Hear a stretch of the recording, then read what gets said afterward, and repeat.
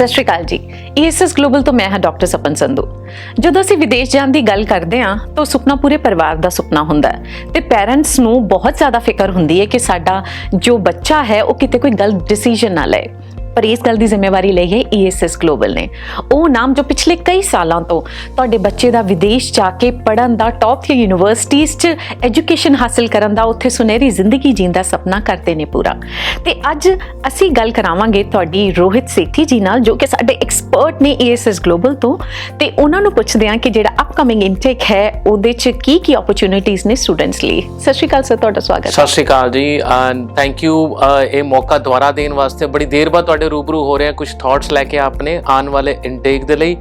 ਤਾਂ ਅਗੇਨ ਜਿਵੇਂ ਤੁਸੀਂ ਸਾਨੂੰ ਪਿਛਲੇ ਵਾਰ ਵੀ ਮੇਰੇ ਸਾਰੇ ਗਾਈਡੈਂਸ ਵਾਲੇ ਜਿਹੜੇ ਸਪੈਸੀਫਿਕ ਪ੍ਰੋਗਰਾਮ ਸੀ ਉਵੇਂ ਪਿਆਰ ਦਿੱਤਾ, ਤਾਂ ਆਮ ਸ਼ੋਰ ਇਹ ਇਨਫੋਰਮੇਸ਼ਨ ਵੀ ਤੁਹਾਡੇ ਆਉਣ ਵਾਲੇ ਇਨਟੇਕ 'ਚ ਕਿਹੜਾ ਕੋਰਸ ਲਈਏ, ਕਿਹੜੇ ਕਾਲਜ ਲਈ ਇਨਵੈਸਟ ਕਰੀਏ ਪੈਸਾ, ਤੇ ਕੀ ਫਾਰਮੂਲਾ ਹੋਣਾ ਚਾਹੀਦਾ ਉੱਥੇ ਇਨਵੈਸਟਮੈਂਟ ਕਰਨ ਦਾ, ਇਹ ਇਨਫੋਰਮੇਸ਼ਨ ਦਾ ਤੁਸੀਂ ਲਾਹਾ ਜ਼ਰੂਰ ਰੱਖੋਗੇ ਜੀ। ਦੇਖੋ ਜੀ, ਜਿਹੜੇ ਸਾਡੇ ਐਕਸਪਰਟ ਨੇ ਨਾ, ਸੁਪਰ ਐਕਸਪਰਟ ਨੇ, ਇਸ ਲਈ ਸਭ ਤੋਂ ਪਹਿਲਾਂ ਅਸੀਂ ਡਿਫਰੈਂਟ ਕੰਟਰੀਜ਼ ਦੀ ਗੱਲ ਕਰਾਂਗੇ। ਲੇਕਿਨ ਸਭ ਤੋਂ ਪਹਿਲਾਂ ਸਰ ਜਿਹੜਾ ਕਿ ਅਸੀਂ ਕਹੀਦਾ ਨਾ ਹੌਟ ਡੈਸਟੀਨੇਸ਼ਨ ਹੈ ਬੱਚਿਆਂ ਦਾ, ਸਭ ਤੋਂ ਪਹਿਲਾਂ ਧਿਆਨ ਹੁੰਦਾ ਕਿ ਅਸੀਂ ਕੈਨੇਡਾ ਜਾਣਾ ਹੈ। ਤੇ ਕੈਨੇਡਾ ਜਾਣ ਲਈ ਕਿਹੜੇ ਸਟਰੀਮ ਦੇ ਬੱਚੇ ਨੇ ਉਹ ਅਪਲਾਈ ਕਰ ਸਕਦੇ ਆ, ਤੇ ਹੁਣ ਜਿਹੜੇ ਅਪਕਮਿੰਗ ਇਨਟੇਕ ਨੇ ਉਹਦੇ 'ਚ ਹਲੇ ਟਾਈਮ ਹੈ ਉਹਨਾਂ ਕੋਲ।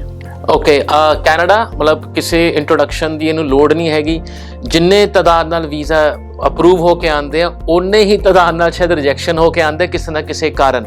ਤਾਂ ਕੈਨੇਡਾ ਨੰਬਰ 1 ਸਟੂਡੈਂਟ ਡੈਸਟੀਨੇਸ਼ਨ ਅੱਜ ਦੀ ਡੇਟ ਦੇ ਵਿੱਚ ਹੈਗਾ। ਜਿਵੇਂ 6 ਬੈਂਡ ਈਚ ਆ ਜਾਂਦੇ ਨੇ, ਬੱਚਾ ਸਭ ਤੋਂ ਪਹਿਲਾਂ ਕੈਨੇਡਾ ਦੀ ਹੀ ਕੰਟਰੀ ਆਪਸ਼ਨ ਟਿਕ ਕਰਦਾ ਵੀ ਮੈਨੂੰ ਇੱਥੇ ਬਾਰੇ ਹੀ ਜਾਣਨਾ ਜਾਂ ਇੱਥੇ ਬਾਰੇ ਹੀ ਮੈਂ ਅਪਲਾਈ ਕਰਨਾ ਹੈਗਾ। Well, country is very upcoming country in terms of education. Canada ਉਹਨਾਂ ਕੰਟਰੀਆਂ 'ਚੋਂ ਇੱਕ ਹੈ ਜਿਨ੍ਹਾਂ ਦਾ ਕਿ ਪ੍ਰੋਗਰਾਮ ਜਿਹੜਾ ਸਟੂਡੈਂਟ ਵੀਜ਼ੇ ਵਾਲਾ ਹੈ PR ਤੱਕ ਲੀਡ ਕਰਦਾ ਹੈ via CEC, Canadian experience class. ਜਿਹੜੀ ਕੈਟੇਗਰੀ ਬਣਾਈ ਗਈ ਹੈ ਉਹ ਸਟੂਡੈਂਟ ਵਾਸਤੇ ਹੀ ਬਣਾਈ ਗਈ ਹੈ। ਜਿਵੇਂ ਤੁਹਾਡਾ ਪੜ੍ਹਾਈ ਪੂਰੀ ਹੁੰਦੀ ਹੈ ਤਾਂ ਉਹਦੇ ਪਾਸੋਂ ਤੁਹਾਡੀ ਵੀਜ਼ਾ ਕੈਟੇਗਰੀ ਚੇਂਜ ਹੋ ਕੇ ਤੁਸੀਂ PR ਤੱਕ ਜਾਂਦੇ ਹੋ ਅੰਡਰ CEC ਕੈਟੇਗਰੀ। ਹੁਣ ਕੈਨੇਡਾ ਦੇ ਵਿੱਚ ਜਿਹੜਾ ਮੋਸਟਲੀ ਬੱਚਾ ਜਾਂਦਾ ਉਹ ਡਿਪਲੋਮਾ ਲਈ ਜਾਂਦਾ ਹੈ। ਹੁਣ diploma, advance diploma and degrees, ਬਹੁਤ ਸਾਰੇ ਬੱਚੇ ਇਸ ਕਨਫਿਊਜ਼ਨ ਨਾਲ ਆਉਂਦੇ ਨੇ ਵੀ ਮੈਂ ਕੋਰਸ ਕਿਹੜਾ ਲਵਾਂ, ਕਿਤੇ ਮੈਂ ਪੜ੍ਹਾਈ ਦੇ ਲੈਵਲ ਤੇ ਥੱਲੇ ਤਾਂ ਨਹੀਂ ਆਂਦਾ ਪਿਆ, BTech ਕਰਕੇ ਮੈਂ ਡਿਪਲੋਮਾ ਕਰਦਾ ਪਿਆ, ਕਿਤੇ ਨਾ ਕਿਤੇ ਮੇਰਾ ਡਾਊਨਗ੍ਰੇਡ ਤਾਂ ਨਹੀਂ ਹੋ ਰਿਹਾ। ਵੈਲ, ਮੈਂ ਹਮੇਸ਼ਾ ਕਹਿੰਦਾ ਜਦ ਵੀ ਤੁਸੀਂ ਕਿਸੇ ਵੀ ਕੰਟਰੀ 'ਚ ਆਪਣਾ ਪੜ੍ਹਾਈ ਵਾਲਾ ਸੁਪਨਾ ਪੂਰਾ ਕਰਨ ਚੱਲੇ ਹੋ, ਉੱਥੋਂ ਦਾ ਐਜੂਕੇਸ਼ਨ ਸਿਸਟਮ ਸਮਝਣਾ ਬੜਾ ਜ਼ਰੂਰੀ ਹੈ। ਬੜਾ ਛੋਟਾ ਜਿਹਾ ਐਗਜ਼ਾਮਪਲ ਦਿੰਦਾ, ਇੱਥੇ US ਦੇ ਵਿੱਚ 12+4 ਈਅਰ ਡਿਗਰੀਜ਼ ਚੱਲਦੀਆਂ। ਕੀ ਉਹ ਸਾਡੀ 3 ਸਾਲ ਦੀ ਗ੍ਰੈਜੂਏਸ਼ਨ ਨੂੰ ਮਾਨਤਾ ਦਿੰਦੀ ਹੈ ਕਿ ਨਹੀਂ ਦਿੰਦੀ ਹੈ? ਹੁਣ ਕੋਈ ਵੀ ਡਿਸੀਜਨ ਇੱਕ ਲਿਮਿਟਡ ਇਨਫੋਰਮੇਸ਼ਨ ਨਾਲ ਨਹੀਂ ਹੋਣਾ ਚਾਹੀਦਾ, ਰਾਦਰ ਕਿ ਪੂਰਾ ਓਵਰਵਿਊ ਲੈ ਕੇ ਹੋਣਾ ਚਾਹੀਦਾ। ਉਸੇ ਤਰੀਕੇ ਨਾਲ ਤੁਸੀਂ ਆਪਣੀ ਪੜ੍ਹਾਈ ਜਿਹੜੀ ਇਨਵੈਸਟਮੈਂਟ ਕਰਦੇ ਪਏ ਹੋ, ਜਿਹੜਾ ਕਿ ਤੁਸੀਂ ਅੱਜ ਤੋਂ ਆਉਣ ਵਾਲੇ 2-3 ਸਾਲਾਂ ਦੇ ਵਿੱਚ ਉਹਦਾ ਫਾਇਦਾ ਚੱਕੋਗੇ in terms of work permit ਔਰ PR, ਉੱਥੋਂ ਦਾ ਐਜੂਕੇਸ਼ਨ ਸਿਸਟਮ ਸਮਝ ਕੇ ਹੀ ਆਪਣਾ ਜਿਹੜਾ ਹੈ ਕਾਲਜ ਐਂਡ ਕੋਰਸ ਡਿਸਾਈਡ ਕਰਨਾ ਚਾਹੀਦਾ ਹੈ। ਅਪਗ੍ਰੇਡੇਸ਼ਨ, ਡਾਊਨਗ੍ਰੇਡੇਸ਼ਨ ਇਹ ਡਿਸਾਈਡ ਕਰੇ ਤੁਹਾਡਾ course curriculum, course structure, course ਦੇ ਸਬਜੈਕਟ, ਨਾ ਕਿ ਟਾਈਟਲ।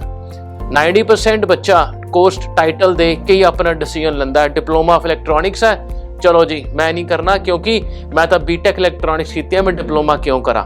ਉਹਦੇ ਵਿੱਚ ਕੋਈ ਵੀ ਕੋਰਸ ਕਰਿਕੂਲਮ ਨੂੰ ਜਾਂਦਾ ਨਹੀਂ, ਜੋ ਸਾਰੇ ਦਾ ਸਾਰਾ ਅਪਗ੍ਰੇਡੇਸ਼ਨ ਹੁੰਦਾ ਪਲੱਸ ਸਪੈਸ਼ਲਾਈਜ਼ ਹੁੰਦਾ। ਤਾਂ ਅਗੇਨ ਇਹ ਫਾਰਮੂਲਾ ਜਿਹੜਾ ਮੈਂ ਹਮੇਸ਼ਾ 1 ਸਾਲ ਤੋਂ ESS ਦੇ ਵਿੱਚ ਬੱਚਿਆਂ ਨੂੰ ਗਾਈਡੈਂਸ ਦੇਣ ਦੇ ਤੌਰ ਤੇ ਦਿੰਨਾ ਪਿਆ, ਦੈਟ ਤੁਸੀਂ ਕੋਰਸ ਕਰਿਕੂਲਮ ਰੈਫਰ ਕਰੋ ਰਾਦਰ ਕਿ ਟਾਈਟਲ ਆਫ ਦਾ ਕੋਰਸ। ਜਿਹੜੀ ਸਲਾਹ ਸਰ ਨੇ ਦਿੱਤੀ ਹੈ ਉਹ ਬਿਲਕੁਲ ਸਹੀ ਹੈ ਕਿ ਅਸੀਂ ਕੋਰਸ ਦੀਆਂ ਡਿਟੇਲਸ ਵਿੱਚ ਨਹੀਂ ਜਾਂਦੇ, ਸਿਰਫ ਡਿਪਲੋਮਾ ਔਰ ਡਿਗਰੀ ਦੇ ਚੱਕਰ 'ਚ ਪੈ ਜਾਂਦੇ ਹਾਂ। ਜਦੋਂ ਅਸੀਂ ਟਾਈਟਲ, ਉਹਦੇ ਅੱਗੇ ਸਬਜੈਕਟ ਜਿਹੜੇ ਸਾਨੂੰ ਪੜ੍ਹਾਏ ਜਾਣੇ ਨੇ ਉਹਨਾਂ 'ਚ ਜਾਂਦੇ ਹਾਂ, ਫਿਰ ਪਤਾ ਲੱਗਦਾ ਕਿ ਉਹਨਾਂ ਦੀ ਅਪਗ੍ਰੇਡੇਸ਼ਨ ਹੀ ਹੈ। ਤੇ ਰੋਹਿਤ ਸਰ, ਇਹ ਦੱਸੋ ਕਿ ਹੁਣ ਜੇ ਅਸੀਂ ਗੱਲ ਕਰੀਏ ਆਰਟ ਸਟਰੀਮ ਦੀ, ਕਮਰਸ ਸਟਰੀਮ ਦੀ, ਮੈਡੀਕਲ ਜਾਂ ਨਾਨ ਮੈਡੀਕਲ, ਕੀ ਇਸ ਟਾਈਮ ਅਪਕਮਿੰਗ ਇਨਟੇਕ ਵਿੱਚ ਜਨਵਰੀ ਵਾਲੇ ਵਿੱਚ ਸਾਰੇ ਕੁਆਲੀਫਾਈ ਕਰਦੇ ਨੇ? ਜੇ ਬਾਈ ਚਾਂਸ ਜਨਵਰੀ ਵਾਲਾ ਖਤਮ ਹੋ ਜਾਂਦਾ ਹੈ ਤਾਂ ਉਸ ਤੋਂ ਬਾਅਦ ਨੈਕਸਟ ਮੌਕਾ ਸਟੂਡੈਂਟਸ ਨੂੰ ਕਦੋਂ ਮਿਲ ਸਕਦਾ ਹੈ? ਓਕੇ, ਜਨਵਰੀ ਇਨਟੇਕ ਹਜੇ ਵੀ ਹਫਤਾ ਹੈਗਾ ਜਨਵਰੀ ਇਨਟੇਕ ਵਾਸਤੇ ਅਪਲਾਈ ਕਰਨ ਦਾ। ਮੋਸਟਲੀ ਕਾਲਜਿਸ ਦੀ ਡੈਡਲਾਈਨ 23 ਤੋਂ 24 ਤਰੀਕ ਦੇ ਆਸ-ਪਾਸ ਹੈ ਟੂ ਅਪਲਾਈ। ਉਸ ਤੋਂ ਬਾਅਦ ਡਿਪੋਜ਼ਿਟ ਦੀ ਡੈਡਲਾਈਨ ਹਰੇਕ ਕਾਲਜ ਹਫਤੇ 10 ਦਿਨ ਦੀ ਲਾ ਕੇ ਚੱਲਦਾ ਹੈ ਆਪਣੇ ਆਫਰ ਲੈਟਰ ਦੇ ਵਿੱਚ। ਜਿਵੇਂ ਤੁਹਾਨੂੰ ਆਫਰ ਲੈਟਰ ਆਇਆ ਤੁਸੀਂ ਉਸ ਤੋਂ ਬਾਅਦ ਡਿਪੋਜ਼ਿਟ ਜਿਹੜਾ ਯੂਨੀਵਰਸਿਟੀ ਨੂੰ ਆਪਣੀ ਫੀਸ ਦਾ ਦੇਣਾ ਉਹ ਅਗਲੇ 10 ਦਿਨਾਂ ਦੇ ਵਿੱਚ ਹੀ ਦੇਣਾ। ਬੜਾ ਸਿੰਪਲ ਜਿਹਾ ਰੀਜ਼ਨ ਹੈ, ਕੈਨੇਡਾ ਦੇ ਵਿੱਚ ਸੀਟਾਂ ਦੀ ਮਾਰੋ-ਮਾਰ ਬਹੁਤ ਜ਼ਿਆਦਾ। ਅੱਜ ਕਾਫੀ ਕਾਲਜਸ ਕੈਨੇਡਾ ਦੇ ਵਿੱਚ ਅਗਲੇ ਸੈਪਟੈਂਬਰ 2022 ਦੀ ਤਿਆਰੀ ਕਰਦੇ ਪਏ ਨੇ ਐਡਮਿਸ਼ਨਸ ਦੀ। ਦੈਟ ਮੀਨ ਜਨਵਰੀ ਸਾਰਾ ਭਰ ਚੁੱਕਿਆ ਹੈ, ਮਈ ਦੇ ਕਾਫੀ ਕੋਰਸਿਸ ਉਹਨਾਂ ਦੇ ਆਲਰੇਡੀ ਵੇਟ ਲਿਸਟਡ ਹੋ ਚੁੱਕੇ ਹੈ, ਸੈਪਟੈਂਬਰ ਦੀ ਐਡਮਿਸ਼ਨ ਦੀ ਤਿਆਰੀ ਹੈ। ਬਟ ਤੁਹਾਡੇ ਗੱਲ ਦਾ ਜਿਹੜਾ ਜਵਾਬ ਇਸ ਤਰ੍ਹਾਂ ਦੇਵਾਂਗੇ, ਜੇ ਇੱਕ ਹਫ਼ਤੇ ਤੁਸੀਂ ਅਪਲਾਈ ਕਰ ਦਿੰਦੇ ਹੋ, ਤੁਹਾਡੇ ਕੋਲ ਨਾਨ ਮੈਡੀਕਲ ਹੈ, ਕਾਮਰਸ ਹੈ, ਹਿਊਮੈਨਿਟੀਜ਼ ਬੈਕਗ੍ਰਾਉਂਡ ਹੈਗਾ, ਤਾਂ ਜਨਵਰੀ ਇਨਟੇਕ ਮਿਲਣ ਦੇ ਚਾਂਸ ਹੈਗੇ ਆ। ਉਸ ਤੋਂ ਬਾਅਦ ਅਕਤੂਬਰ 28 ਜਾਂ 30 ਅਕਤੂਬਰ ਤੱਕ ਕਿਊਬਿਕ ਵਾਲੀ ਸਾਈਡ ਵੀ ਆਲਮੋਸਟ ਕਲੋਜ਼ ਹੋ ਜਾਏਗੀ, ਕਿਉਂਕਿ CAQ ਆਉਂਦਾ ਕਿਊਬਿਕ ਦੇ ਵਿੱਚ, ਉਹਨੂੰ ਵੀ ਤਕਰੀਬਨ 1 ਮਹੀਨਾ ਚਾਹੀਦਾ ਹੁੰਦਾ ਹੈ before you go to the high commission for the visa filing. ਤਾਂ ਆਪਣੇ ਹਰ ਐਸਪੈਕਟ ਲੈ ਕੇ ਇਹ ਹਫਤਾ ਅਖੀਰਲਾ ਹਫਤਾ ਰਹੇਗਾ ਜਦ ਤੁਸੀਂ ਕੈਨੇਡਾ ਦੇ ਵਿੱਚ ਜਨਵਰੀ ਇਨਟੇਕ ਕੈਚ ਕਰ ਸਕਦੇ ਹੋ। ਸਰ ਦੀ ਗੱਲ ਤੋਂ ਨਾ ਮੈਨੂੰ ਇੱਕ ਐਗਜ਼ਾਮਪਲ ਯਾਦ ਆਈ ਹੈ ਕਿ ਜਦੋਂ ਅਸੀਂ ਟ੍ਰੇਨਸ 'ਚ ਜਾਂਦੇ ਸੀ ਨਾ ਤੇ ਬਾਹਰ ਇੱਕ ਲਿਸਟ ਲੱਗੀ ਹੁੰਦੀ ਸੀ, ਕਈ ਵਾਰ ਵੇਟਿੰਗ ਲਿਸਟ 'ਚ ਲੱਭਦੇ ਵੀ ਸਾਨੂੰ ਸੀਟ ਨਹੀਂ ਸੀ ਮਿਲਦੀ। ਉਹੀ ਹਾਲ ਹੁਣ ਹੋਇਆ। ਜੇ ਤੁਹਾਡੇ ਸਾਰੇ ਡਾਕੂਮੈਂਟਸ ਅਪ ਟੂ ਡੇਟ ਨੇ, ਤੁਹਾਡੀ ਐਕੈਡਮਿਕ ਕੁਆਲੀਫਿਕੇਸ਼ਨ ਸਹੀ ਹੈ, ਤੁਹਾਡੇ ਕੋਲ ਆਇਲਸ ਦਾ ਸਕੋਰ ਅੱਛਾ ਹੈ, then please don't be late. ਸਾਡੇ ਜਿਹੜੇ ਹੇਠ ਲਿਖੇ ਨੰਬਰ ਨੇ ASS ਗਲੋਬਲ ਦੇ 90419 90419 ਉੱਤੇ ਹੁਣੇ ਸੰਪਰਕ ਕਰੋ ਤੇ ਆਪਣੀ ਕੈਨੇਡਾ ਦੀ ਇਸ ਜਨਵਰੀ ਇਨਟੇਕ ਲਈ ਸੀਟ ਕਨਫਰਮ ਕਰੋ।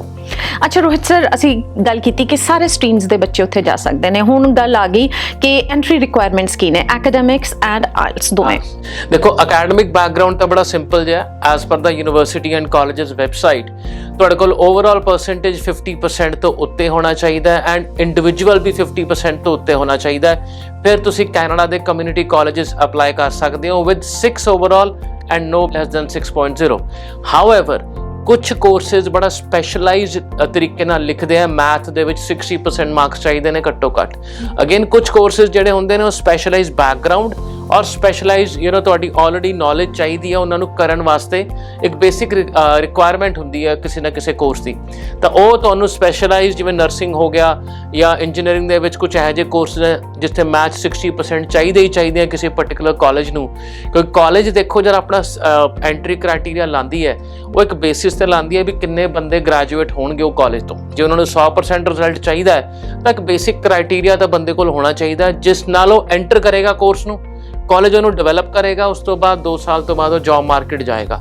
ਤਾਂ ਅਗੇਨ ਇੱਕ basic criteria 50% is good enough to apply for Canada ਕਿਉਂਕਿ ਡਿਪਲੋਮਾ ਪ੍ਰੋਗਰਾਮ ਹੈ। ਹਾਊਐਵਰ ਇੱਥੇ ਨਾ ਇੱਕ ਚੀਜ਼ ਮੈਂ ਹਾਈਲਾਈਟ ਜ਼ਰੂਰ ਕਰਾਂਗਾ, ਬਹੁਤ ਸਾਰਾ ਬੱਚਾ ਆਪਣੀ ਜਿਹੜੀ ਇਨੀਸ਼ੀਅਲ ਰੇਕੀ ਹੈਗੀ ਹੈ ਕਾਲਜ ਕੋਰਸ ਪ੍ਰੋਸੈਸ ਦੀ ਉਦੋਂ ਹੀ ਸ਼ੁਰੂ ਕਰ ਦਿੰਦਾ ਜਦੋਂ ਆਇਲਸ ਦੀ ਤਿਆਰੀ ਕਰਦਾ ਹੈ, ਕਿਉਂਕਿ ਆਇਲਸ ਦੀ ਤਿਆਰੀ ਬੱਚਾ 5-6 ਮਹੀਨੇ ਕਰਦਾ ਹੀ ਹੈ ਨਾਰਮਲੀ। ਤਾਂ ਉਸ ਦੌਰਾਨ ਉਹ ਏਜੰਟ ਟੂ ਏਜੰਟ ਆਪਣੇ ਫੈਮਿਲੀ ਐਂਡ ਫਰੈਂਡਸ ਦੇ ਨਾਲ ਪੂਰੀ ਇਨਫੋਰਮੇਸ਼ਨ ਇਕੱਠੀ ਕਰਦਾ ਹੈ। ਹੁਣ ਜਿਵੇਂ ਉਹਦਾ ਆਇਲਸ ਦਾ ਰਿਜ਼ਲਟ ਆਉਂਦਾ ਹੈ, ਜੇ ਉਹਦੇ 6 ਹੀ 'ਚ ਆ ਜਾਂਦੇ ਨੇ ਫਿਰ ਤਾਂ ਉਹ ਫਟਾਫਟ ਐਕਸ਼ਨ 'ਚ ਆਉਂਦਾ ਹੈ।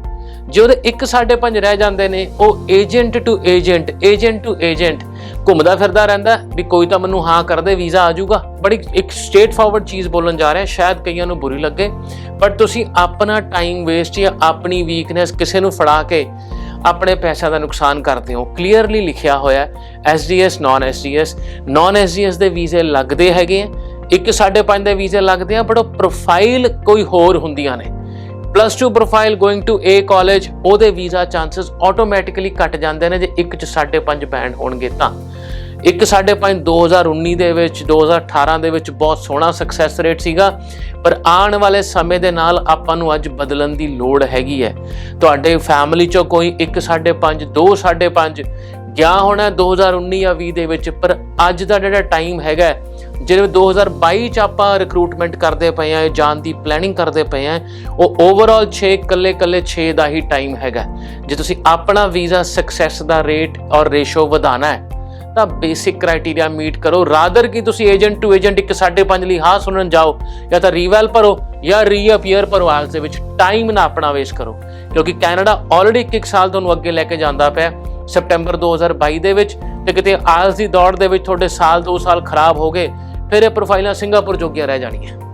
ਬਿਲਕੁਲ ਜੀ, ਆਇਲਸ ਲਈ ਤਾਂ ਤੁਸੀਂ ਬਿਲਕੁਲ ਫਿਕਰ ਨਹੀਂ ਕਰਨੀ, ਕਿਉਂਕਿ ਜੋ ESS ਗਲੋਬਲ ਹੈ ਅਸੀਂ ਜ਼ਿੰਮੇਵਾਰੀ ਲਈ ਹੈ ਤੁਹਾਨੂੰ ਆਇਲਸ 'ਚ ਵੀ ਹੈਲਪ ਕਰਨ ਦੀ। ਵੱਖੋ ਵੱਖਰੇ ਸ਼ਹਿਰਾਂ 'ਚ ਸਾਡੇ ESS ਆਇਲਸ ਦੀਆਂ ਬ੍ਰਾਂਚਿਸ ਨੇ, ਜਿੱਥੇ ਕਿ ਤੁਹਾਨੂੰ ਆਇਲਸ PT ਦੀ ਕੋਚਿੰਗ ਦਿੱਤੀ ਜਾਂਦੀ ਹੈ ਸਾਡੇ ਐਕਸਪਰਟਸ ਤੋਂ। ਇਸ ਲਈ ਨਾਓ ਡੋਂਟ ਵੇਸਟ ਯੋਰ ਟਾਈਮ। ਸਾਡੇ ਜਿਹੜੇ ਹੇਠ ਲਿਖੇ ਨੰਬਰ ਨੇ 90419 90419 ਉੱਤੇ ਸੰਪਰਕ ਕਰੋ ਤੇ ਫਿਰ ਆਪਣਾ ਵਿਦੇਸ਼ ਜਾਣ ਦਾ ਸੁਪਨਾ, ਕੈਨੇਡਾ ਜਾਣ ਦਾ ਸੁਪਨਾ ਹੁਣੇ ਪੂਰਾ ਕਰੋ। ਤੇ ਜੇ ਆਇਲਸ ਹੈਲਪ ਦੀ ਲੋੜ ਹੈ ਜਨਵਰੀ ਤੋਂ ਬਾਅਦ ਵਾਲੇ ਇਨਟੇਕਸ ਲਈ, ਤਾਂ ਫਿਰ ਅਸੀਂ ਉਹਦੇ ਲਈ ਵੀ ਹਾਜ਼ਰ ਹਾਂ। ਸ਼ੁਕਰੀਆ ਜੀ ਰੋਹਿਤ ਜੀ, ਬਹੁਤ ਬਹੁਤ ਸ਼ੁਕਰੀਆ।